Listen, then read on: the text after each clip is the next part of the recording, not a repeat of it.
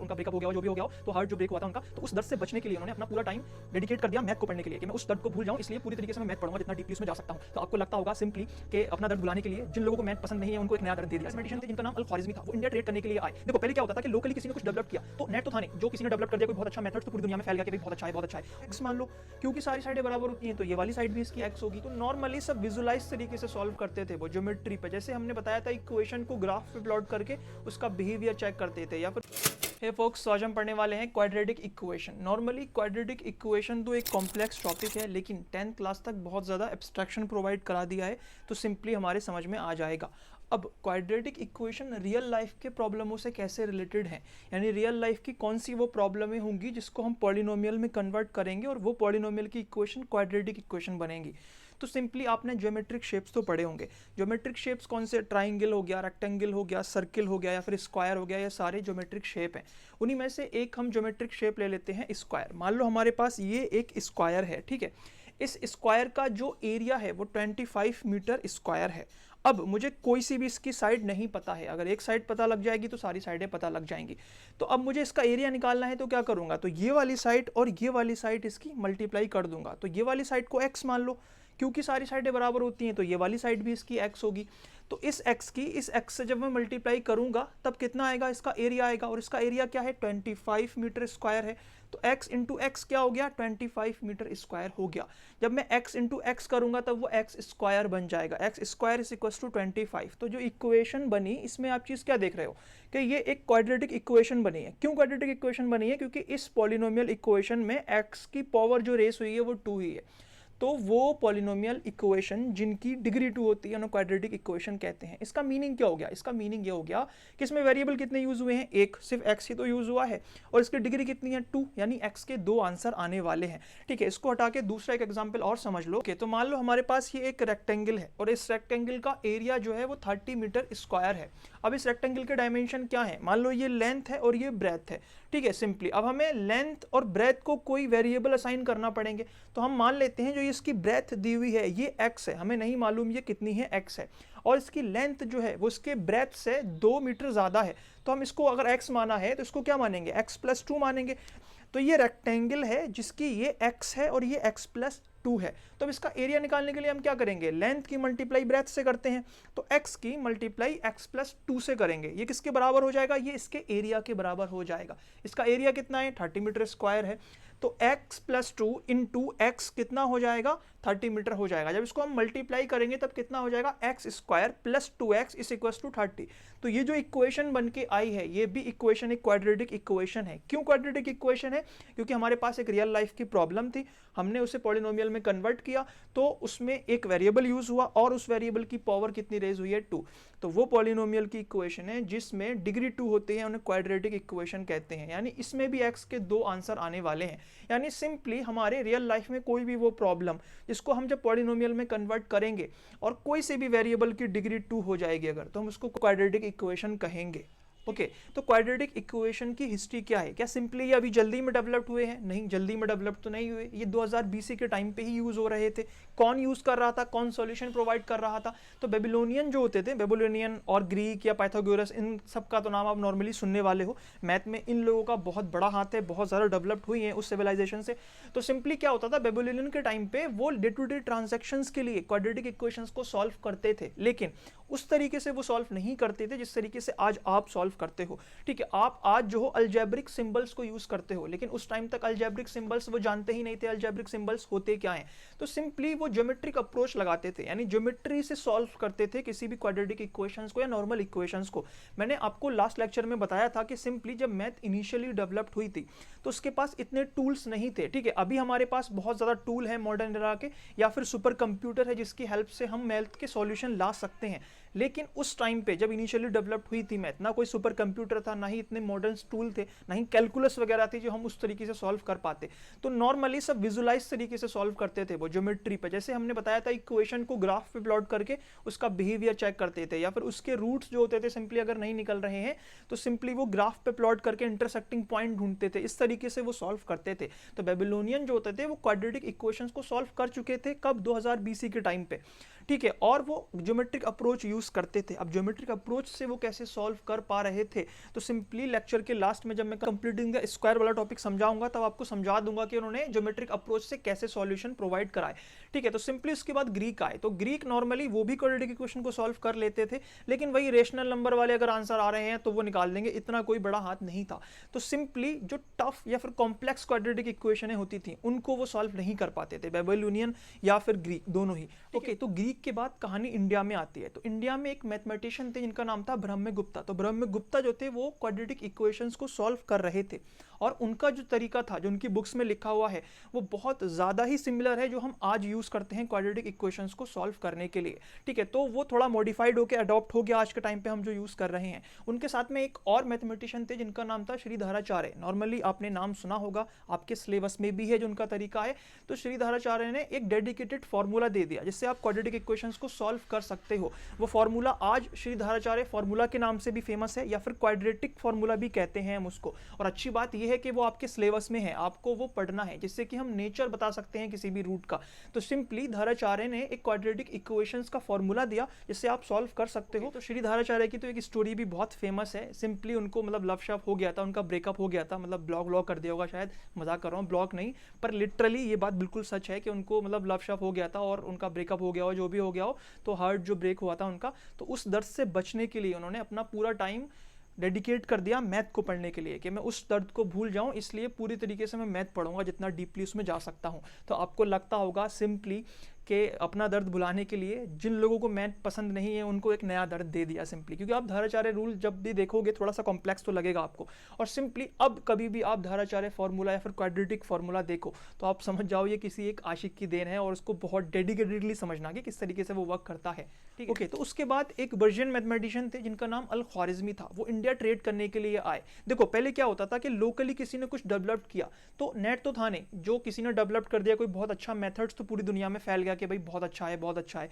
Net तो छोड़ो, आप ट्रांसपोर्टेशन सिस्टम तक अच्छा नहीं था। अगर आपको एक कंट्री से दूसरे कंट्री में कुछ काम करने के लिए जाना है या फिर ट्रेड करने के लिए जाना है तो साल तक लग सकते थे वहाँ पे। तो इस तरीके से चीज़ें बहुत जल्दी फैलती नहीं थी जैसे आज फैल जाती हैं। तो सिंपली जो बेबीलोनियन ने डिस्कवर किए थे, जो मेथड बनाए थे, वो उन तक ही लोकली प्रिजर्व थे। ऐसे इंडिया वालों के इंडिया में प्रिजर्व थे, पूरी दुनिया में नहीं फैले थे, पूरी दुनिया नहीं मानती थी उसको। ठीक है, तो सिंपली जब अल ख्वारिज़मी का टाइम था तो दुनिया थोड़ी सी तो डेवलप्ड हो चुकी थी। जब वो ट्रेड करने के लिए इंडिया में आए, जब उन्होंने ब्रह्मगुप्ता, ठीक है, या फिर श्रीधराचार्य, अच्छा श्रीधराचार्य का दूसरा नाम जो है भास्करा 2 करके एनसीईआरटी में भी दिया हुआ है, इनके बारे में आप पढ़ सकते हो। ठीक है, या फिर आर्यभट्टा, इन और जितने भी इंडियन मैथमेटिशियन थे उनके बारे में जब उन्होंने पढ़ा, क्योंकि वहाँ पे बुक्स वगैरह मौजूद थी इंडिया में, लोकली जो प्रिजर्व किया था उन्होंने, उनके बारे में पढ़ा, वो उनसे बहुत इंस्पायर हो गया उनके तरीके से। ठीक है, फिर जब वो वापस पर्शिया गए, एक बुक लिखी, वो बुक बहुत फेमस है, अल किताबुल मुख्तसर करके। तो उन्होंने उस बुक में सारे रेफरेंस दिए कि किस तरीके से इंडियन मैथमेटिशियन ने ये चीज़ यूज़ की है, और फिर उन्होंने खुद भी डेवलप्ड की है। जो अलजेब्रा आप पढ़ते हो नाम, अलजेब्रा, वो उस बुक से ही आया है। या फिर एल्गोरिदम का आपने नाम सुना होगा कंप्यूटर साइंस में, एल्गोरिदम भी अल ख्वारिज़मी की उस बुक से ही आया है। तो वो बुक इतनी इंपॉर्टेंट क्यों है? क्योंकि उन्होंने जितने भी इंडियन मैथमेटिशियन के तरीके थे वो और अपने नए तरीके अडॉप्ट करके कंप्लीटिंग द स्क्वायर को और अच्छे तरीके से पेश करके उस बुक में लिखा। अब वो बुक जो थी उस टाइम पे नया नया, प्रिंटिंग मशीन पहले नहीं थी, ठीक है, उस टाइम पे जो नया नया प्रिंटिंग मशीन कह लो या फिर जो आया, फिर लैटिन में वो कन्वर्ट हुई। अब एक लैंग्वेज से दूसरी लैंग्वेज में कन्वर्ट हुई तो वो पूरे यूरोप में फैल गई, और फिर यूरोप का दबदबा आपको पता है कितना था। तो नॉर्मली पूरे वर्ल्ड में उस बुक का ही इन्फ्लुएंस था मैथ का, जो इस तरीके से अलजेब्रा वगैरह आई है या फिर एल्गोरिदम का जो इतना इन्फ्लुएंस है, तो वो नॉर्मली उस बुक का था।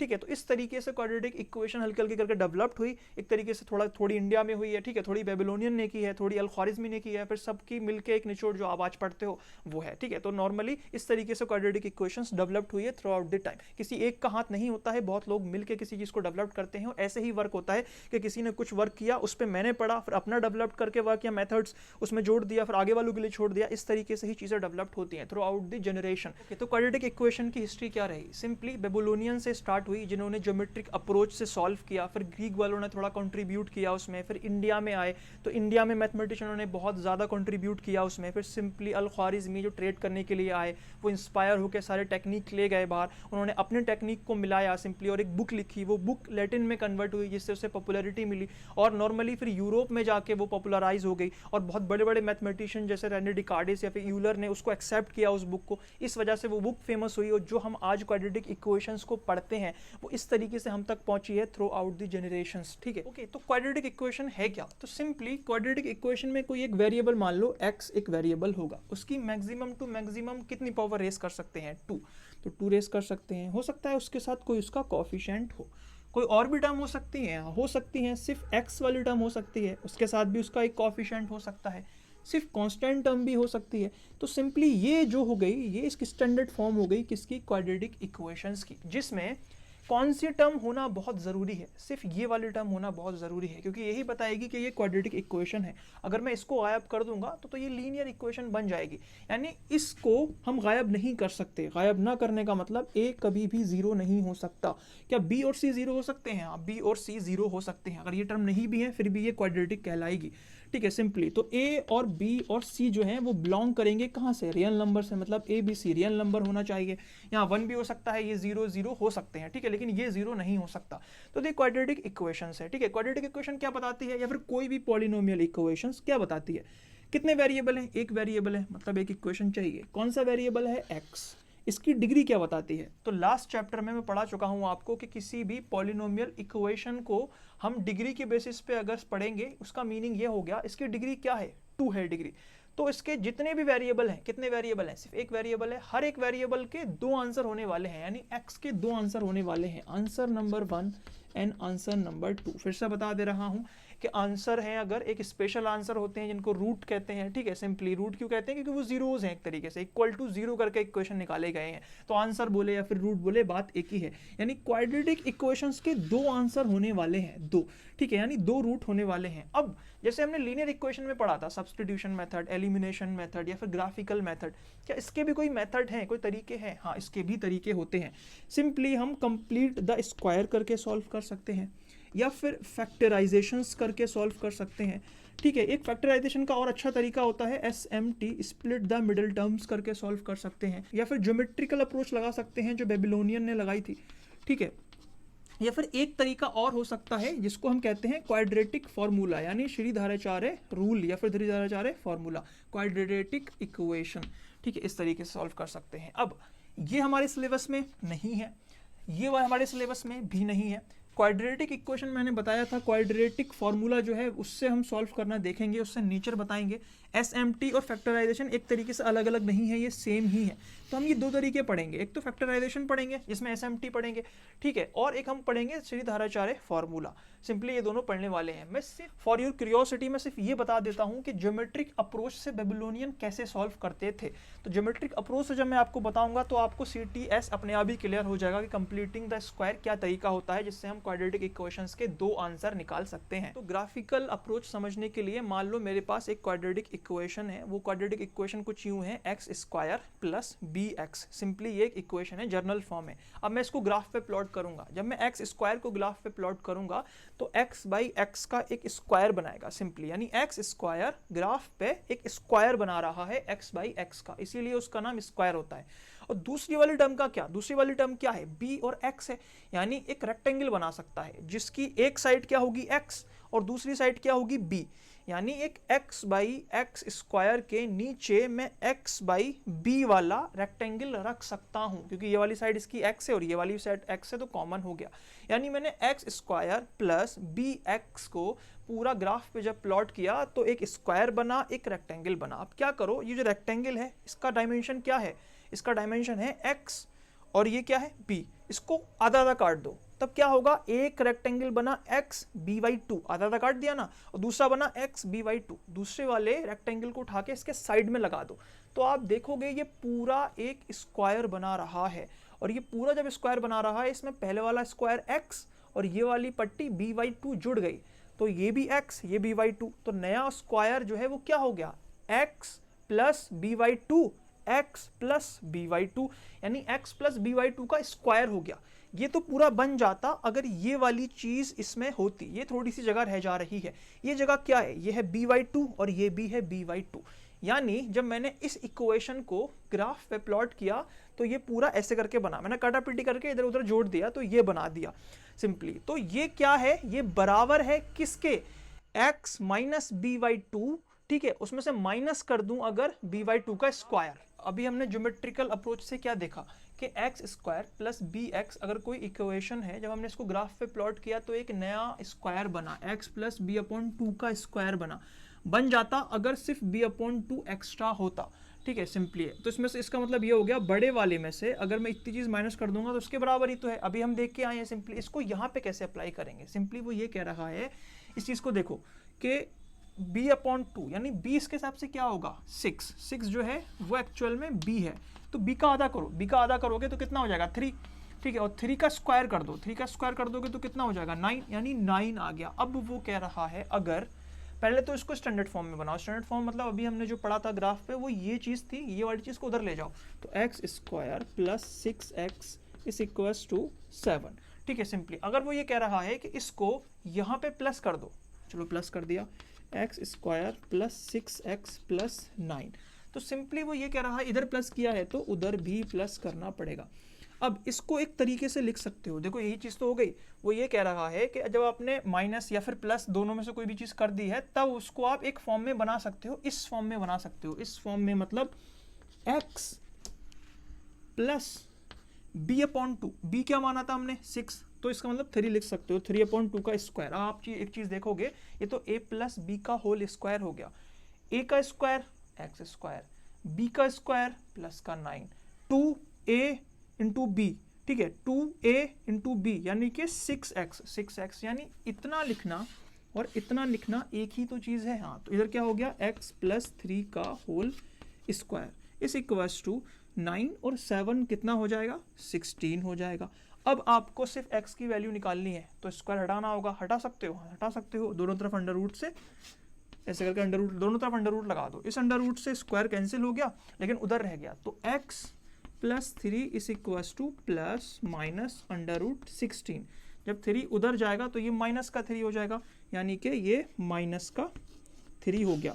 यानी x के अब यहाँ से 2 आंसर हो जाएंगे, कौन से आंसर हो जाएंगे, माइनस का 3 एक बार प्लस का 16, माइनस का 3 एक बार माइनस का 16।